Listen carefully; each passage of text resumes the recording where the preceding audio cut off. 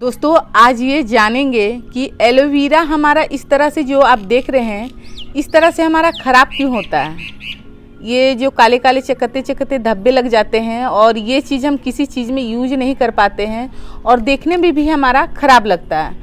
और इसे हम ठीक कैसे करें, और आपके घर पर एलोवेरा लगा हुआ है इस तरह से फंगस आ रही है तो इसका तो इलाज बता देंगे। और जिसका मोटा नहीं होता है, ये जो शाखाएं हैं हमारा मोटा नहीं होता है जिसके कारण से हम इसे अच्छे से यूज नहीं कर पाते, तो आज हम सारा बताएंगे और इसका हम इलाज भी बताएंगे कि यदि जो हम फार्मूला आज आपको बताएंगे वो फार्मूला से आप यूज करते हैं तो आपका इस तरह से प्रॉब्लम दूर होने वाला है। सबसे पहला इसे रखना किस एरिया में, गर्मी के मौसम में इसे हल्का लाइट की जगह में रखना है, बिल्कुल धूप में नहीं रखना है। अब आ गया ठंड, और ठंड में हमें इसे कहाँ रखना है, तो इसे हमें डायरेक्टली सनलाइट में रखना है। क्योंकि ठंडी में क्या होता है, ज़्यादा से ज़्यादा 2 से 3 घंटा धूप रहता है, उसके बाद बदरी वगैरह किया हुआ रहता है, धूप नहीं उतना रहता है, तो इसे हमें रखना है डायरेक्टली सनलाइट में।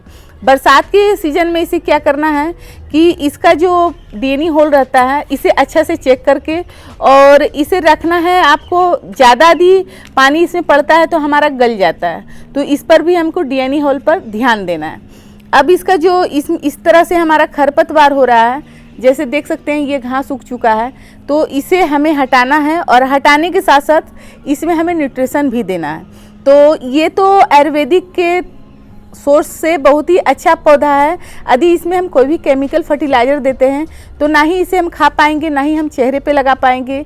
आयुर्वेदिक चिकित्सा में यदि चाहें तो इसे यूज नहीं कर पाएंगे, केमिकल फर्टिलाइज़र यदि हम देते हैं तो इसमें हम जो न्यूट्रिशन देंगे वो घर का देंगे।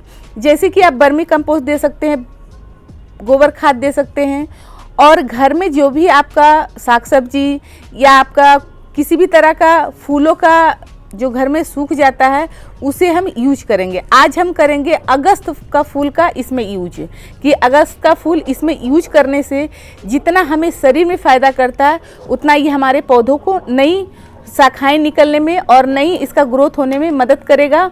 और इसका इलाज आइए जानते हैं कि इसे कैसे ठीक करना है।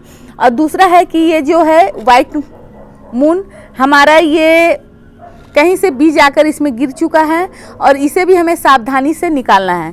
ये बहुत ही अच्छा पौधा है और ठंड के सीज़न में बहुत सारे फूल होते हैं और इसे वाइट मून भी कहा जाता है, और नर्सरी के तौर पे देखें तो इसे पेटूनिया भी कहा जाता है। तो बहुत ही सुंदर हमें फ्री का पौधा मिला है, तो इसे हमें केयरफुल से निकालना है।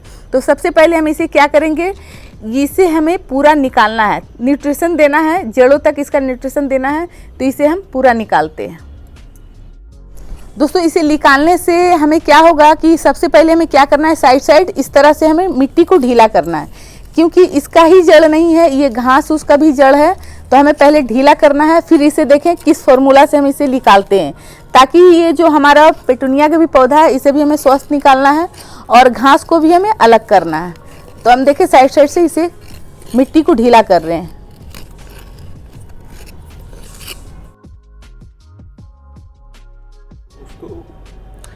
तो दोस्तों ये जो है हम बहुत ही सावधानी से इसे निकाल लिए हैं। इस पौधा को जो हमारा कुछ नहीं हुआ है, अब इसे हम दूसरे गमले में लगा देंगे।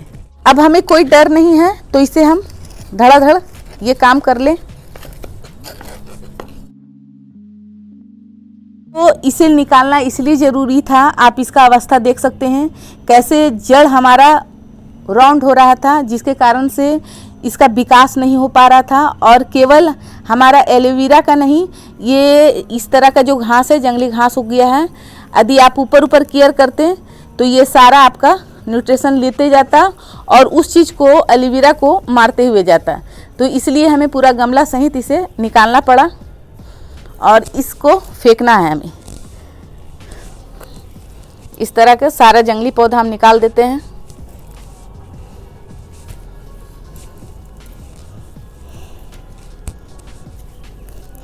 और आप चाहें तो इस मिट्टी को यूज भी ना करें, क्योंकि वो जो घास का बीज है, इस तरह का जो बीज है इसी में गिरा है, तो ये मिट्टी में क्या होगा, फिर से ये पौधा पनप जाएगा।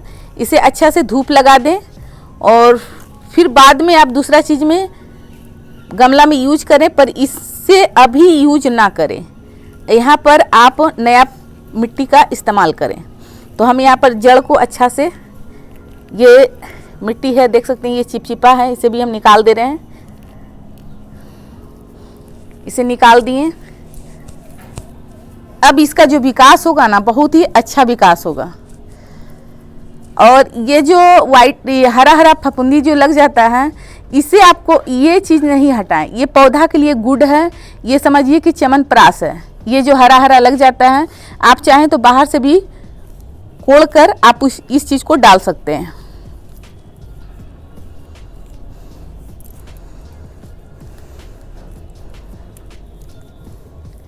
इस तरह से सारा मिट्टी हम निकाल दिए।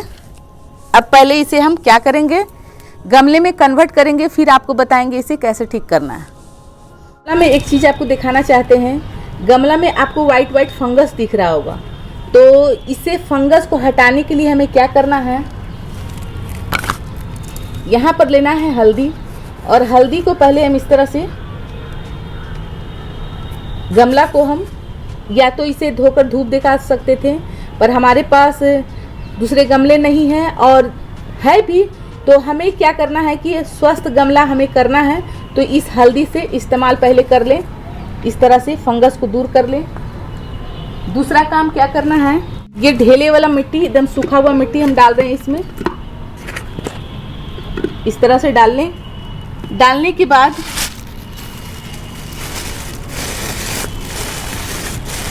आपको बोले थे अगस्त का फूल का ये जो सूखा हुआ है, इसे डालेंगे। ये च्यवनप्राश बनता है, और हर तरह का ये समझिए तो एक च्यवनप्राश है हमारे पौधे के लिए, हमारे शरीर के लिए।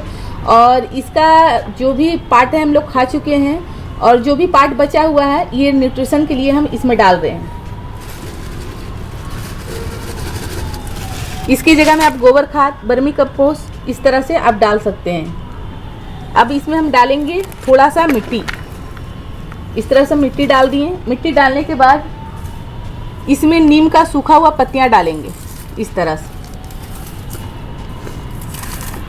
बराबर बताते हैं कि नीम का सूखा हुआ पत्तियां आदि लेते हैं तो जो मार्केट से खरीद कर लाते हैं उससे कई गुना ये हमारा काम करता है, बहुत ही अच्छा रहता है। तो इस तरह से डालने के बाद हमें क्या करना है, इसे हमें डाल देना। इस तरह से हमें डाल देना है। एकदम सीधा बैठाएं इसे, और बैठाने के बाद हमें क्या करना है, देखना है अच्छा से सीधा है कि नहीं। हाथों से पकड़ लें इस तरह से। अब इस मिट्टी को हम धीरे धीरे डालते हैं।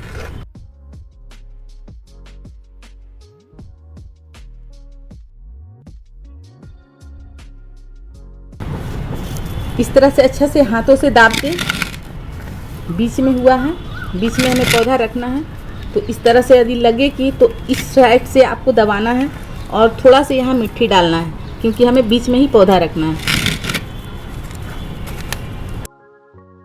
केवल हमें जड़ को लगाना है, इसका तना को नहीं। आपको जिस तरह यहाँ मिट्टी दिख रहा है, ये पानी से हम पंप द्वारा से इस मिट्टी को हटा देंगे। नहीं हटाएंगे तो हमारा फंगस लगने का डर है।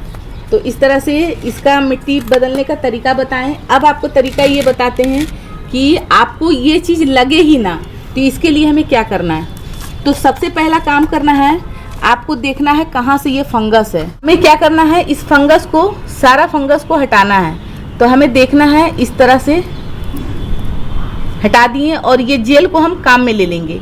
ये जो पीला पीला जो निकल रहा है, ये हमारे पौधे के लिए बहुत ही अच्छा है कि समझे तो ये च्यवनप्राश है इस तरह से। तो हमें इस चीज़ को लेना है।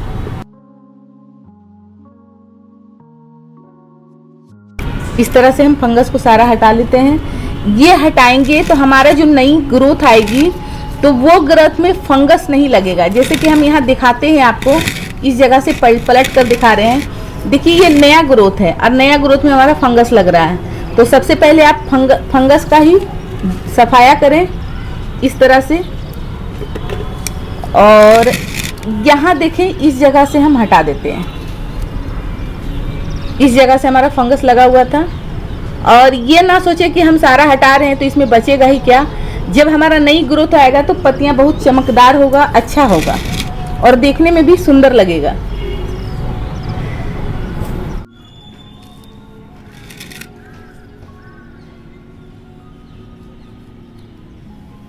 देखिए इसमें किस तरह से हमारा फंगस लगा हुआ था, तो हम सारा को हटा लेंगे, केवल इसका जेल का लेंगे, उपाय करेंगे अपने। इस तरह से देख सकते हैं कैसा लगा हुआ है।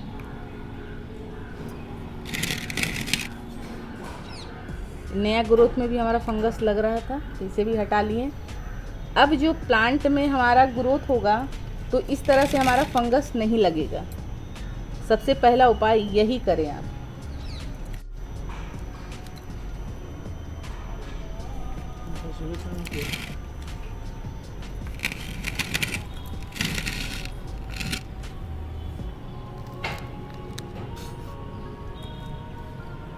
देखें इसमें भी फंगस लगा हुआ था। यदि यहाँ से हम उड़ाते तो यहाँ पर भी हमारा फंगस था, तो इसे भी हटा दिए हैं